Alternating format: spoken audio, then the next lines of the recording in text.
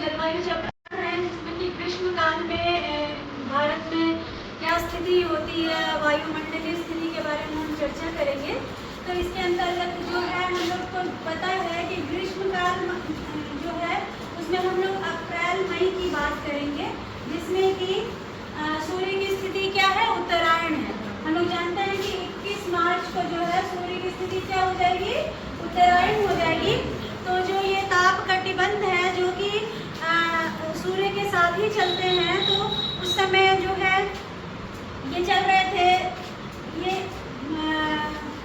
22 दिसंबर को जो है यहाँ पे थे, मतलब कि मकर रेखा के सामने थे। उसके बाद 21 मार्च को जो है ये कहाँ पे आ जाएंगे, भूमध्य रेखा पर आ जाएंगे और उसके बाद ऊपर आते रहेंगे, है ना। और हम लोग जानते हैं कि जो 23.5 डिग्री की कर्क रेखा है, यहाँ पे भारत की स्थिति है। तो अप्रैल मई की बात करें तो 21 मार्च को जो भूमध्य रेखा पर सूर्य परपेंडिकुलर था, वो अब उत्तर की ओर खिसक रहा है। उसी के साथ ही ये ताप कटिबंध भी क्या हो रहा है, सूर्य के साथ ही उत्तर की ओर खिसक रहे हैं, है ना। उत्तरायण होने के कारण क्या होता है कि भारत में जो है भारत का भाग जो है वो बहुत ज्यादा गर्म होने लगता है। गर्म होने की स्थिति में जो ये भारत का ये उत्तर पश्चिमी वाला भाग है, ये भी बहुत ज्यादा गर्म होने लगता है, क्योंकि ये जो पामीर का पठार है ये बहुत ज्यादा गर्म होता है, जिसके कारण यहाँ पर कैसा दाब की स्थिति बनती है, लो, है ना।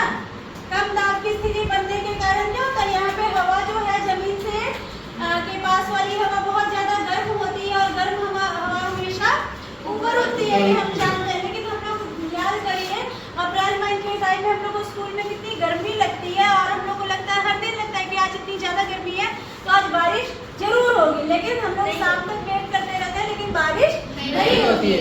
ऐसा क्यों होता है, क्योंकि जेट स्ट्रीम जो है उसकी स्थिति अभी भी हिमालय के दक्षिण में बनी हुई है ना। तो जिसके कारण क्या होता है, हवा जो है यहाँ से गर्म होकर ऊपर तो उठता है, किंतु ये जो जेट स्ट्रीम की स्थिति है वो उसको और ऊपर उठने नहीं देता है। जिसके कारण क्या होता है, क्योंकि ये हवा जो है भारी है तो नीचे बैठती रहती है, तो ये उसको ऊपर नहीं उठने देती है। जिसके कारण क्या होता है, संवहनीय वर्षा जो कि हवा के ऊपर उठने से फिर संघनन के द्वारा वर्षा होती है, वो होने नहीं देती।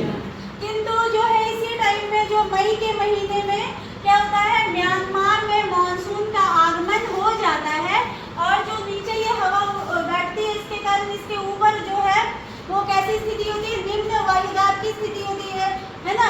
तो उच्च तलीय निम्न दाब जिसको बोलते हैं, तो यहाँ से जब मानसूनी हवा प्रवेश करती है म्यांमार में, तो वो क्या होता है, ऊपर उठा दी जाती है।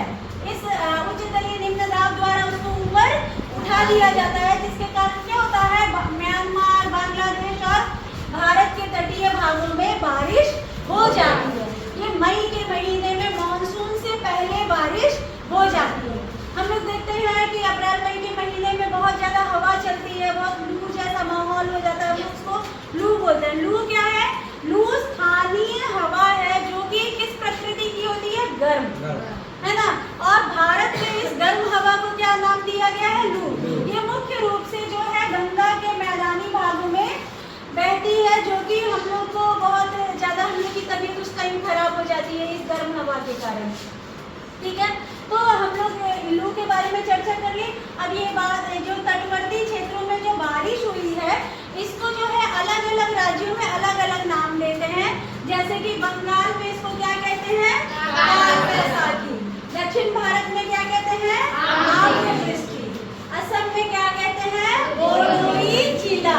और कर्नाटक में क्या कहते हैं, चेरी ब्लॉसम।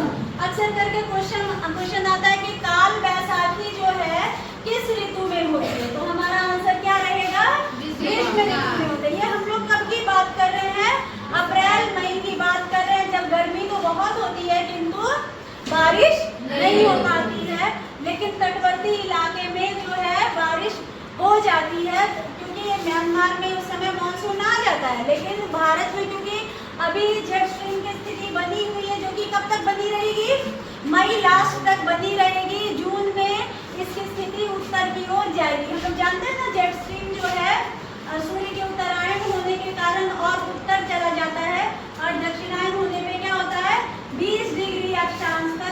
आ जाता है। मतलब कि ये मुख्य रूप से क्या है, ठंडे जगह में इसका जो है संचलन होता है। जहाँ जहाँ ठंडी बढ़ेगी उस ओर जेट स्ट्रीम आता जाएगा, गर्मी बढ़ेगी जेट स्ट्रीम पीछे की ओर खिसकता रहेगा, है ना। तो ये जेट स्ट्रीम जो है उसका भारत के मानसून पे बहुत ज़्यादा इफेक्ट पड़ता है। अगर ये जब हम लोग देखेंगे कि 22 जून को एकदम सूर्य उत्तरायण हो जाएगा, पूरे मतलब कि कर्क रेखा के परपेंडिकुलर हो जाएगा, तो ये जेट स्ट्रीम की स्थिति जो गंगा के मैदान में है, मतलब कि हिमालय के दक्षिणी भाग में है, वो कहाँ चली जाएगी और उत्तर की ओर चली जाएगी।